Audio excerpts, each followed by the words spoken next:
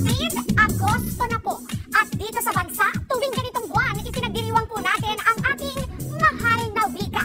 Ang aming pong bati, maligayang buwan ng wika sa inyong lahat.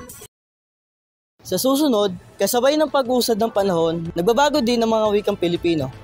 Pilipino ang ating pambansang wika. Pero bukod sa mga dialekto, ito ang henerasyon ng Pinoy, iba-iba rin ang salita. May mga salitang nadadagdag, lalo pa nagpapaunlad ng ating wika. Alamin natin ang mga pagbabago niyan sa gintong evolusyon ng wika.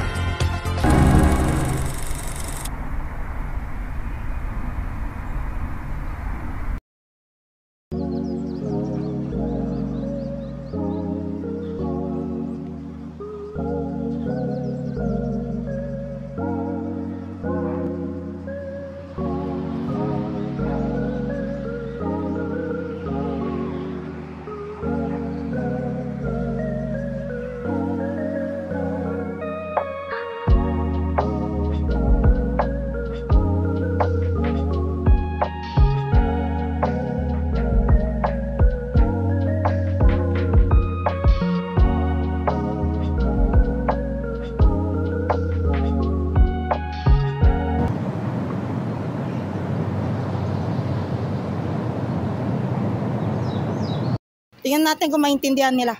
Kuya, pwede nyo po ba, naintindihan nyo po ba to?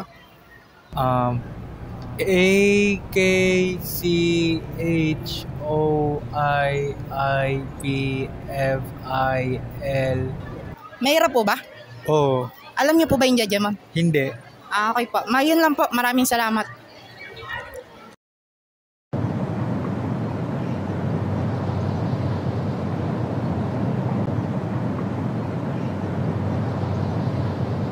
Pwede ko pa yung interview, sir? Basahin nyo lang po ito. Pakchoy Pilipino za Ang iba, matagal bago maintindihan ang pangungusap. Paano yan? Alam nyo po ang judgment, sir? Oo, Basahin nyo lang po kung paano nyo ito naiintindihan. ako ay Pilipino sa isip, sa salita at sa gawa. Naiintindihan nyo po, sir? Hindi, nakita ko lang mga common letters na nakita ko. Mahirap po ba? Medyo, pero Tagalog naman kahit pa paano iniintindihan ko pa.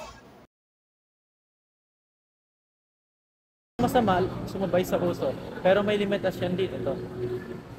At ano ang silbi ng kakaibang spelling kung iilan lang din ang nakakaunawa at nakakalimutan ang tama?